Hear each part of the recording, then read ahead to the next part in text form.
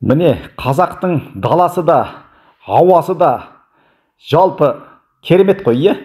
Енді осыны қорғайтын баласы да керемет болу керек қой. Ол керемет болғанда оның дені сау болу керек. Сау, салауатты ұрпақ болу керек. Ол білімді болу керек. Ол мықты болу керек дейді, иә? Ахмет Байтұрсынов атамыз. Ал енді 1 маусым балаларды қорғау күні деп айтамыз. Ол балаларды қорғау күні болғанда оның ден саулығын қорғау, оның құқығын қорғау күні болу керек. Балалар мерекесі емес. Балалар мерекесі деймізді, оған басынан аяқ газдалған энергетикалық сусындар, қант қосылған түрлі зиянды фастфудтарды құйып, оны ауру қылып, ертеңінде дәрігердің алдына келіп отырамыз. Ал Қазақстанда тағы бүкіл әлемде 7 сәуір денсаулықты қорғау күні болып саналады, иә? Денсаулық деп айтады. Ал ол да қалай өтіп жатыр?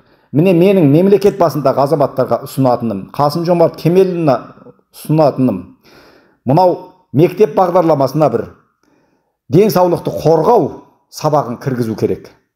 Көрдіңіздер ме? Мерекеден мереке жетіп жатыр. Бірақ біз осы жағынан балалардың, өзіміздің әуелі үлкен адамдардың көзін ашпай жатырмыз. Менің сіздерге ұсынысым денсаулықты қорғау сабағын кіргізіп берулеріңізді сұраймын.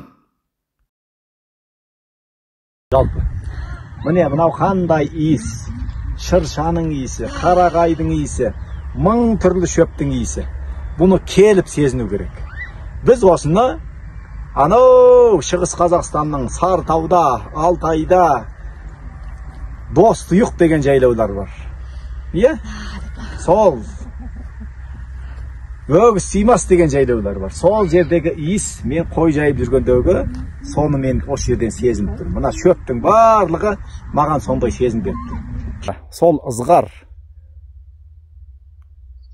міне қардың лебі келіп тұр. Қандай ғажап. Келіп көріңіздер.